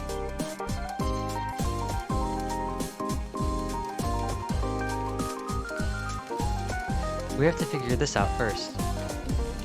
I felt like my thoughts would go sluggish whenever I tried to think about it. Can you remember exactly when it happened from your perspective? Yes, it was last autumn. I felt almost like I'd been swimming in a pool when the water suddenly turned into mud. My thoughts simply wouldn't progress from A to B. We went on a trip like we always do. She suddenly disappeared in the middle of it. I managed to force that out at least. If you're not feeling well, you don't need to overdo it. But can you try remembering any details about her disappearance? I tried to recall our trip. Oops. We were walking down a stone pavement, surrounded by buildings made from red brick. Takako was saying something with her gaze fixed on the pamphlet map, but it was as though she was somewhere far away. I couldn't make out her voice at all. The scenery itself began to distort and eventually disappeared. Thing okay? Sachi?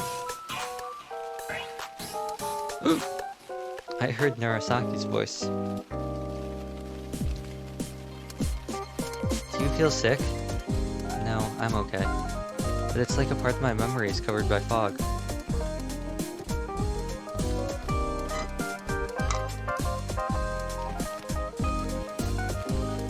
I can't recall a thing. I see. But why? Why would I forget something that important? Sometimes you forget things precisely because they're important. Narasaki considered me for a few long moments, then turned back to her desk and began filling out her medical chart. Is there anything else you'd like to tell me? I think this is all.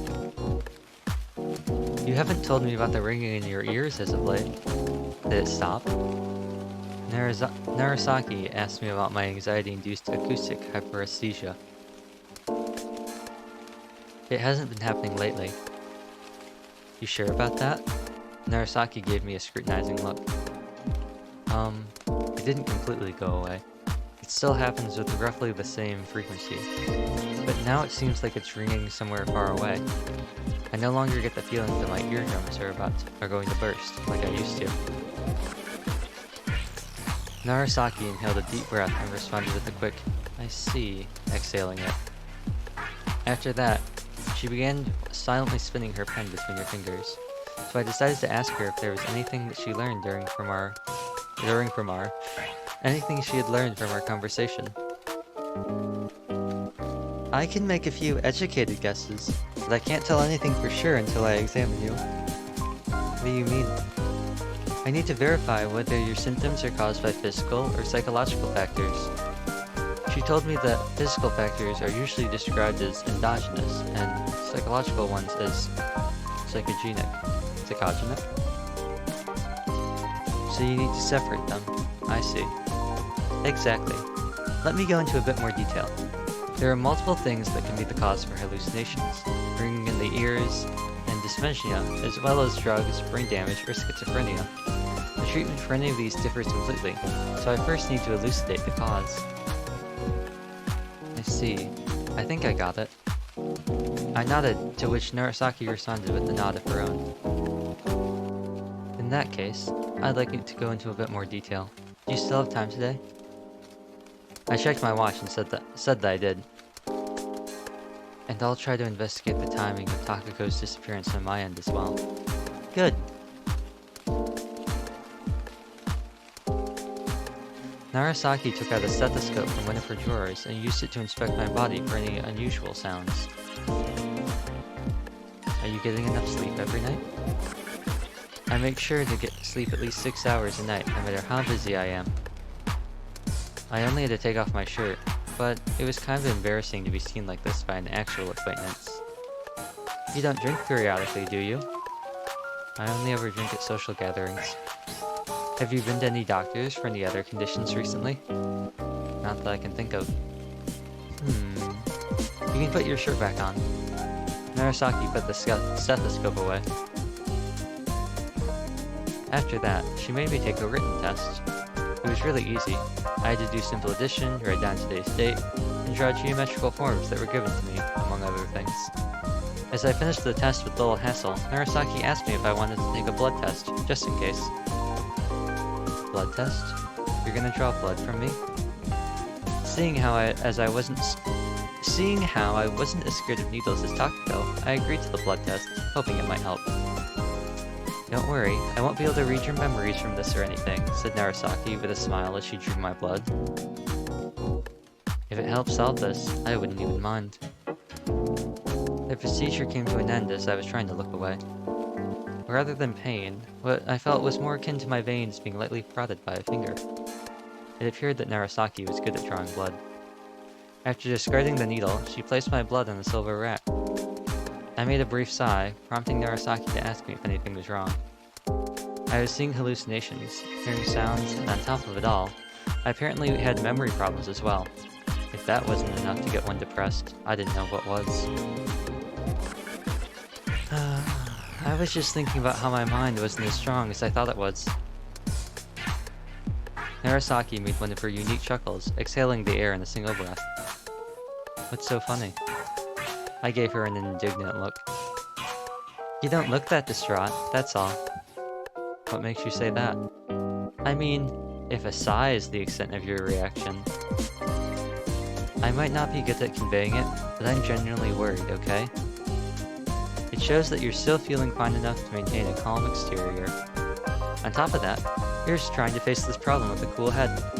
Most mental patients aren't aware of their problems, and only end up visiting a professional due to peer pressure. Compared to that, you not only recognize that something is off with what you're experiencing, but are trying to figure it out yourself through intellectual reasoning. In short, you're both tough and possess an open and flexible mind. Can't say that makes me feel much better. Well, you being this self-aware makes my job a lot easier at least, Narasaki added with a smile. I hope you're treating this seriously. You shouldn't overthink things like this. I gave her a serious look, but she responded with her usual laid-back expression, as if nothing of importance had happened. I could see a small rectangular patch of light on her shoulder that filtered in through the small window behind her. Noticing my gaze, Narasaki glanced at the window herself. The sound of rain abated, and now the faint window-shaped patch of light extended across the floor. Well, we finished the blood test and all, so I guess we might as well have a sip of some coffee. Narasaki stood up and left the consultation room.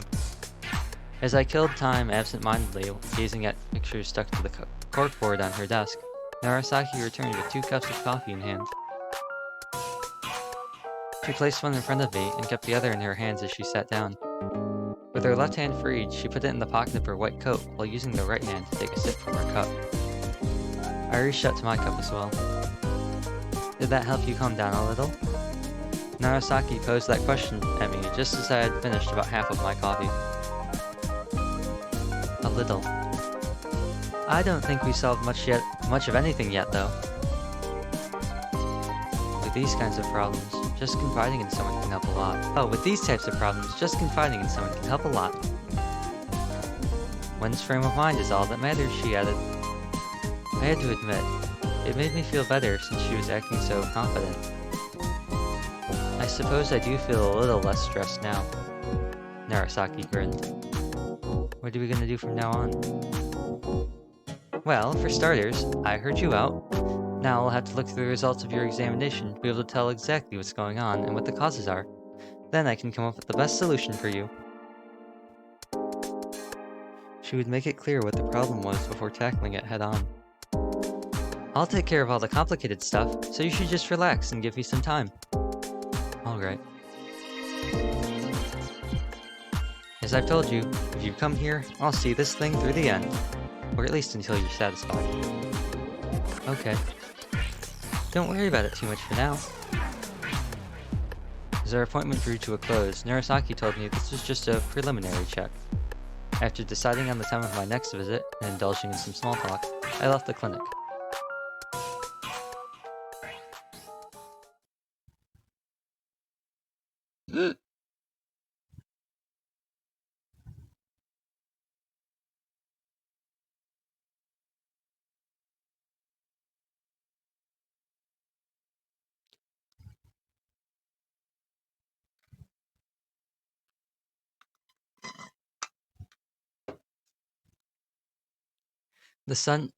The sun shone brightly in the sky as I left the clinic.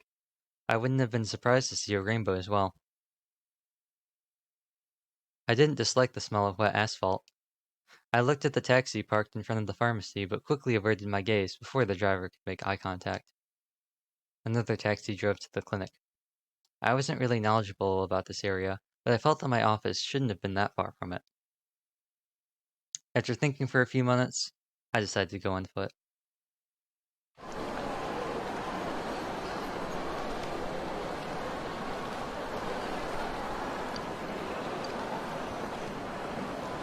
As I expected, after moving north a few blocks, I found myself on a familiar street. Relieved, I continued walking, thinking back to my conversation with Narasaki. Hallucinations ringing in the ears, and dysphagia did sound pretty depressing. However, as Narasaki said, I didn't feel that anxious or confused about it. At least you're self-aware. I recalled what she told me. I'd say it's pretty important to get the full picture. I realized that I'd walked into a shadow. Raising my face, I stopped just a moment before bumping into a street sign. The last time I'd actually hit a street sign with my face was still in elementary school. Takako, however, kept telling me how it was a bad habit of mine to completely lose sight of my surroundings when I had something on my mind. I realized I was standing in front of a library. I checked my wristwatch. I still had some time before work.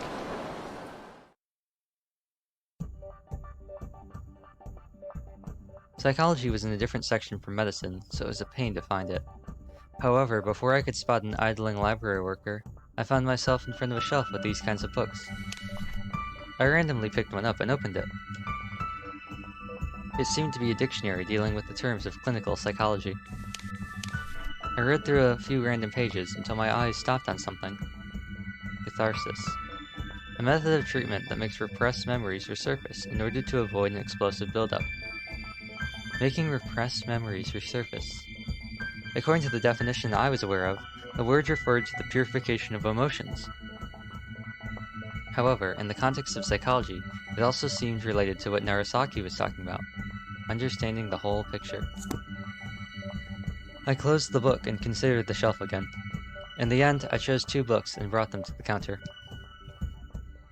As I left the psychology section, I stopped, wondering if I should perhaps borrow some other books, mostly for recreational reading. The librarian behind the counter noticed me lingering about. Over here, please.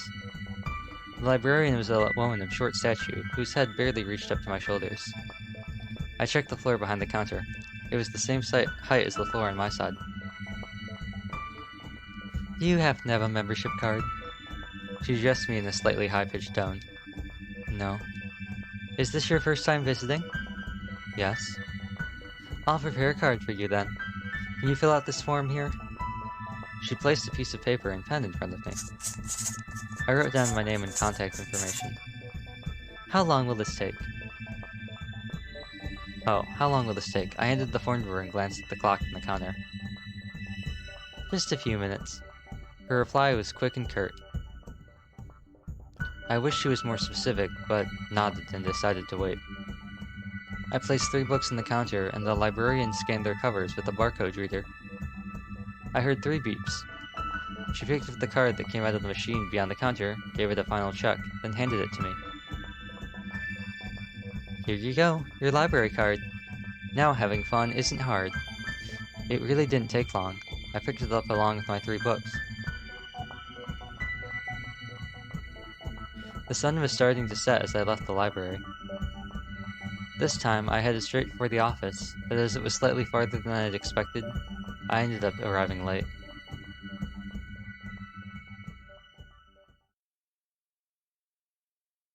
What weird working hours.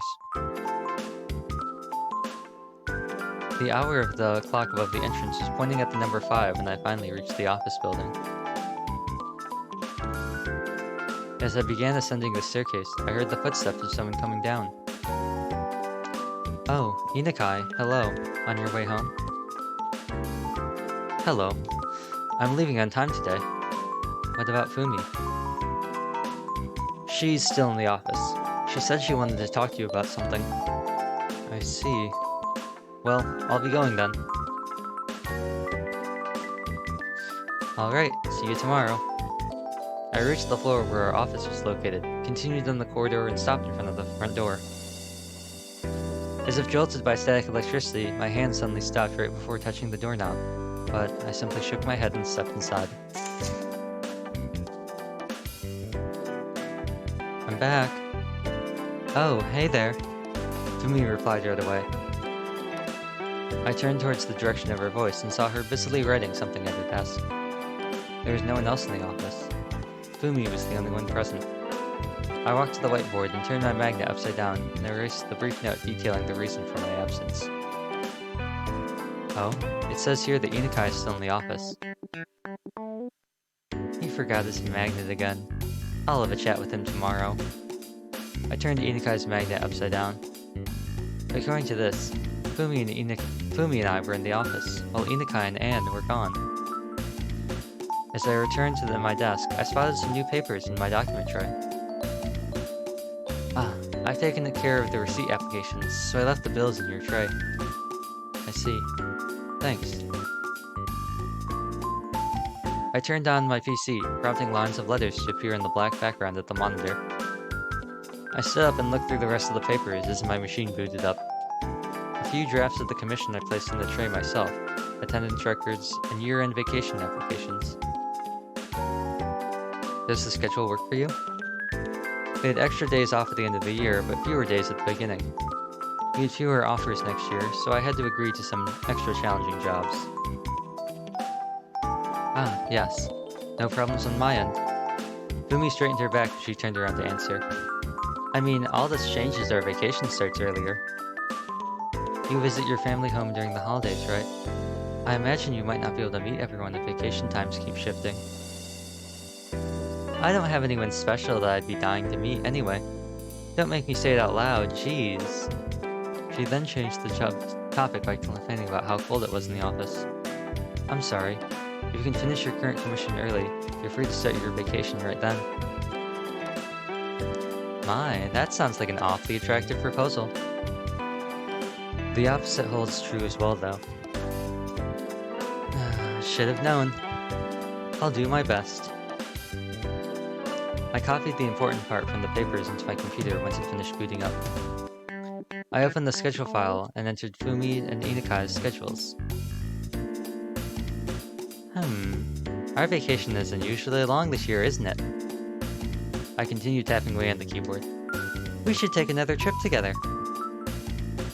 I'd prefer a place that's warm this time of year. What about the Mediterranean Sea? I missed my chance to swim in it last time. I've heard you can't swim in it past October. Then we should go to that tropical island to get... As I recalled that starlit tropical sky in my mind's eye, another voice from up close interrupted my thoughts. Miss Sachiko? What? I was startled but didn't jump and instead continued with faked calmness. Is something the matter? You seem to be talking to yourself there. It's nothing. Pay it no mind. Okay then. She brought me some tea. Thanks. If you don't have anything else for me, I'll leave by 7 tonight. Alright, go ahead. Fumi returned the tea tray to the kitchen and focused on her work. Would you like to have dinner together? Fumi addressed me. Sounds lovely, but I can't. There's something I need to finish. I see. Let's go some other time. Sure thing. Fumi left the office at 7 like she said, and after killing some time so we wouldn't run into each other, I followed suit.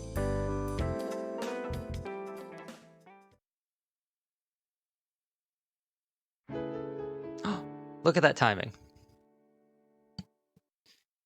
And with that, it is a bit of a shorter stream today.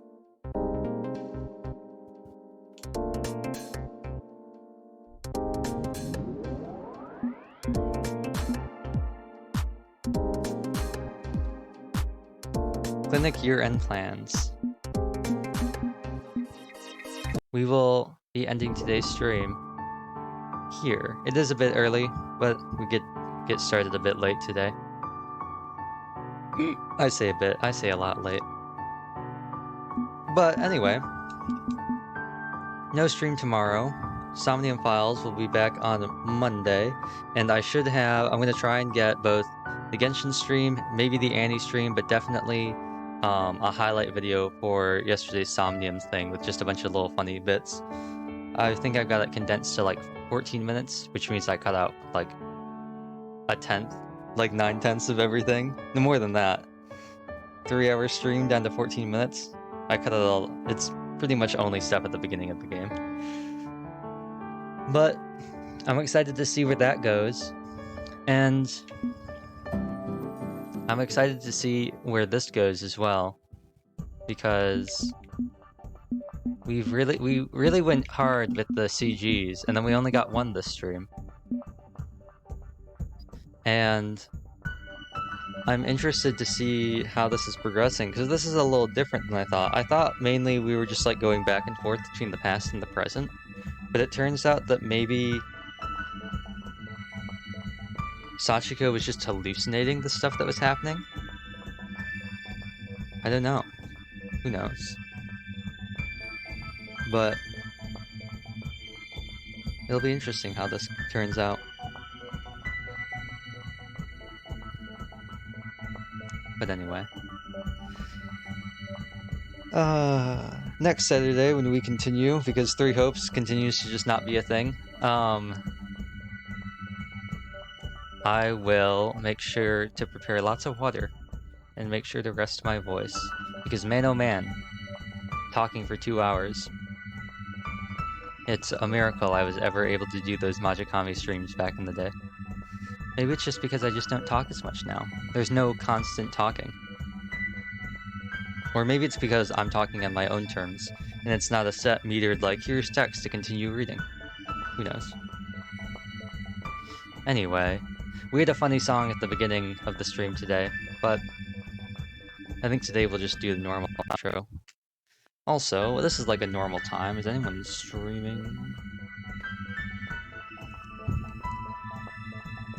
We had Taki raid us, and that was very nice of him. So let's see if there's anyone else. No, no.